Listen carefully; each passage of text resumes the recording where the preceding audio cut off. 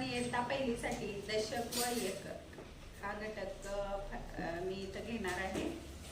वरवर पाहता आपल्याला सोपा वाटतो, पण पहिलीच्या विद्यार्थ्यांसाठी हा खूपच कठीण वाटतो, विद्यार्थ्यांना खूपच अवघड वाटतो. असा हा घटक मी सोप्या पद्धतीने सांगायचा प्रयत्न करते. इकडे लक्ष द्या. काय शिकणार आहोत आज आपण? दशक एकक.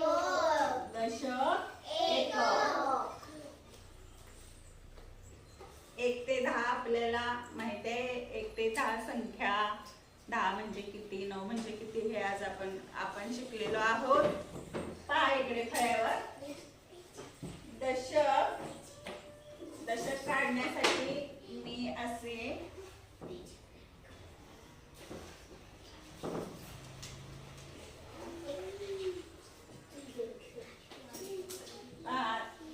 अंदाजे 10 ठोकळे समान भागात मी करत आहे. कोण बोलतंय?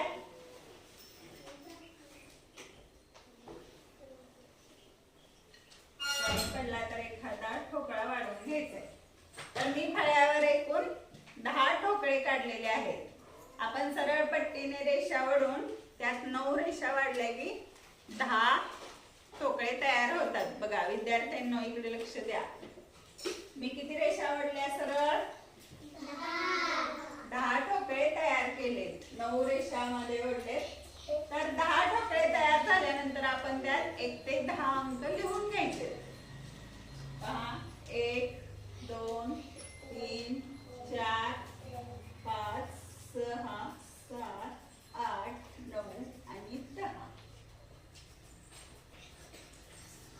तर हे 10 ठोकळे म्हणजे ही 10चा एक गठ्ठा तयार झालाय. 10चा एक गठ्ठा तयार झालाय. 10चा एक गठ्ठा तयार झाला की आपण त्याला काय म्हणतो? एक दशक. काय म्हणतो आपण त्याला? एक दशक. आणि पुढे आपण एक एकक कसं काढतो? एक ठोकळा काढू आणि त्यामध्ये सुद्धा एक लिहायचंय. हा एक ठोकळा सुटताय. हा एक ठोकळा सुटताय. हा इथं किती ठोकळे आहेत? 10 ठोकळे म्हणजे आपले झाले एक दशक. लक्षात ठेवायचं, 10 ठोकळे म्हणजे किती झाले? एक दशक. आणि सुट्टा एक ठोकळा आहे त्याला म्हणायचं एक एकक. काय म्हणायचं? एक एकक. दुसरी लक्ष द्या आणि उत्तर द्या. 10 ठोकळे तयार झाल्यानंतर काय म्हणायचं त्याला? एक दशक. आणि सुट्ट्या ठोकळ्याला काय म्हणायचं? एक एकक. आणि एकूण एक दशक एक एकक असं याचं वाचन करायचं. एक दशक एक एकक. आता मला सांगा, एकूण किती ठोकळे झाले सगळे मिळून? 11. किती ठोकळे झाले? 11. हे 10 आणि हा एक मिळून किती ठोकळे झाले? 11. तर याचं वाचन आपण एक दशक एक एकक असं करूया. एक दशक एक एकक 11. एक दशक एक एककला कसं वाचतो आपण? 11. आपण म्हणतो की नाही दररोज? एक दशक 1 11, एक दशक 2 12. पण इथं काय म्हणायचंय? एक दशक एक एकक. नुसतं एक जे म्हणतो ते एक एकक आहे. आता दुसरं उदाहरण घेऊया. पुढचं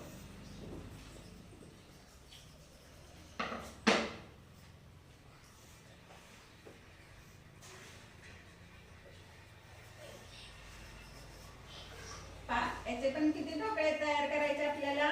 2. किती रेषा मारायच्या बरे? 9 रेषा मारल्यानंतर 10 ठोकळे तयार होतात. जर का जास्त अंतर झालं तर कमी करून घ्यायचं. साधारणपणे एकसारखे दिसतील असे ठोकळे आपण वहीत काढायचे. तुम्ही चौघडा वहीत सरळ प्रत्येक चौरसाला तुम्ही एक ठोकळा करू शकता. तर चौघडा वहीत तुम्ही तयार करू शकता. बघा त्यावर किती लिहायचं? कितीपासून कितीपर्यंत लिहायचं? 10. कारण किती ठोकळे आहेत हे? 10. त्यामुळे 1 पासून लिहायचंय. लिहून घेऊया. 1 2 3 6 7 8 9 आणि 10. आता बघा इकडे मी किती सुट्टे ठोकळे काढते. इकडे लक्ष द्या.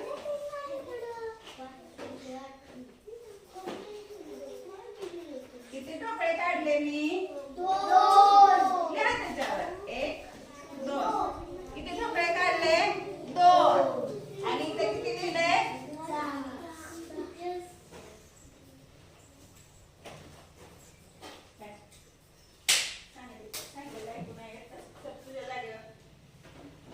समोर लक्ष द्यायचं सांगितलंय ना? किती ठोकळे काढले? 10. आणि सुट्टे किती काढले? 2. एकूण किती ठोकळे झाले सांगा? 12. किती लिहायचं पुढं मग? 12. आणि याचं वाचन कसं करायचं? 1 दशक 2 एकक 12. हे किती आहे? 1 दशक आहे. 10चा 1 गठ्ठा म्हणजे किती? 1 काय? 1 दशक. 10चा 1 गठ्ठा म्हणजे किती? 1 दशक. 1 दशक. मग इथे लिहायचं 1 दशक. आणि पुढे किती सुट्टे ठोकळे किती आहेत? 2. मग किती लिहायचं? 2 एकक. आपल्याला म्हणायला येतं पण असं लिहून समजून घेतलं पाहिजे की 1 दशक म्हणजे हे 10 ठोकळे आणि 2 एकक म्हणजे सुट्टे 2 ठोकळे. 2 एकक म्हणजे सुट्टे 2 ठोकळे. मग असं वाचायचं की 1 दशक 2 एकक 12. अक्षरीच घ्यायचंय आपण, अंकात लिहायचं नाही. 1 दशक 2 एकक 12.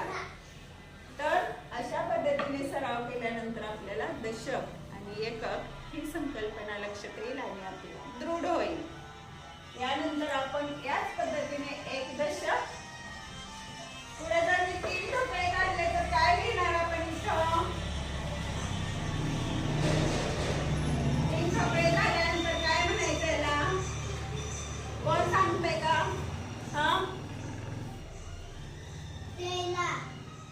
एकूण ठोकळे किती होतील? 13.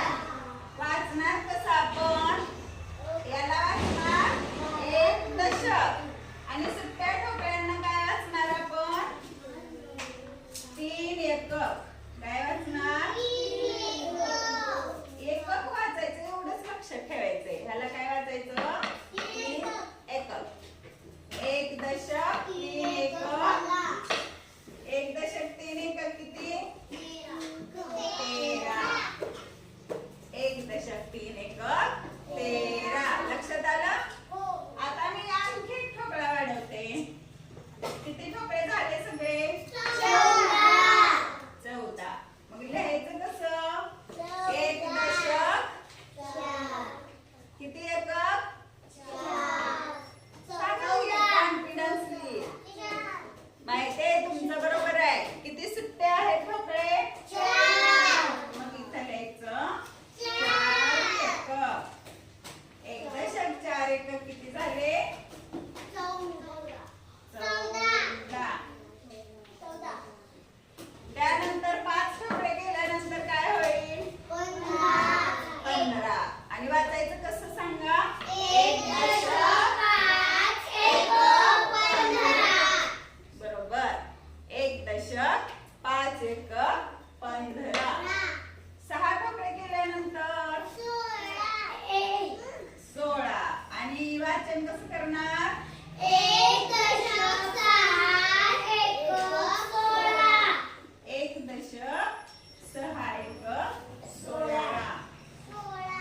आता हे झालं. आता इकडे लक्ष द्या, आम्ही काय करते.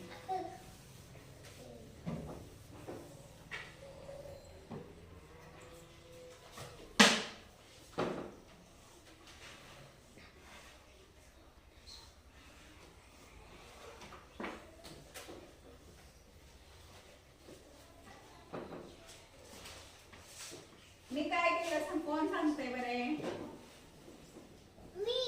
हा सांग.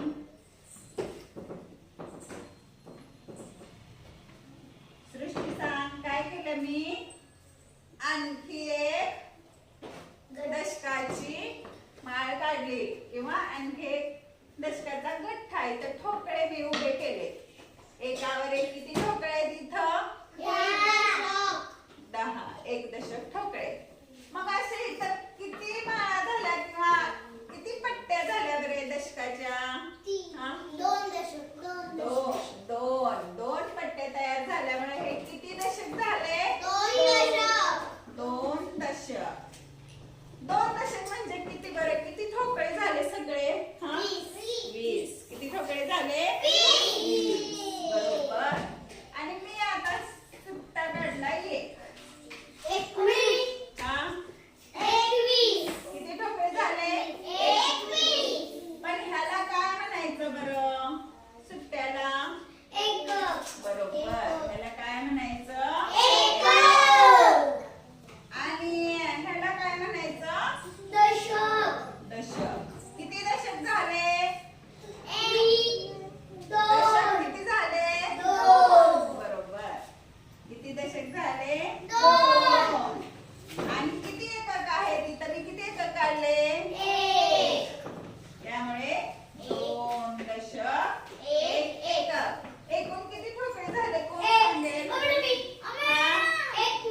21. मग कसं वाचायचं आपण याला? कसं वाचन करायचं?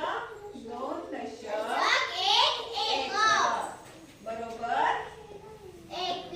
21 सुद्धा अक्षरीच लिहायचंय आपल्याला. 2 दशक 1 एकक 21. लक्षात येते? 2 दशक 1 एकक 21. आता मी इथं बघा 7 ठोकळे काढले. किती काढले? 1 2 3 4 5 6 आणि 7. हा शरीर किती झाले मग? 27. कारण हे 10 आणि हे 10 20 आणि 7 17. पण इकडे लक्ष द्यायचं. हे 10 इथं मी लिहिलंय म्हणून तुम्ही 10 म्हणताय. मी तर लिहिलं नसेल तरी सुद्धा ते किती आहेत? 10. किती आहेत? 10. आपण पहिल्यांदा लिहून सराव करायचा आणि त्यानंतर आपण ठोकळ्यांवर काहीही न लिहिता हे म्हणजे 10 ठोकळे आणि दुसरे पट्टी म्हणजे सुद्धा 10 ठोकळे. म्हणजे एका पट्टीला 10 ठोकळे समजायचं. दशक आहे ते. मग बघा इथं कोण सांगताय आता लिहायचं कसं? हा सांग. 2 दशक 7 एकक. बघा हुशार आहे टाळ्याचा तिच्यासाठी. काय म्हणायचं त्याला? 2 दशक 7 एकक. घ्या. मग एकूण किती ठोकळे झाले कोण सांगताय? 27. हा सृष्टी. 2 दशक 7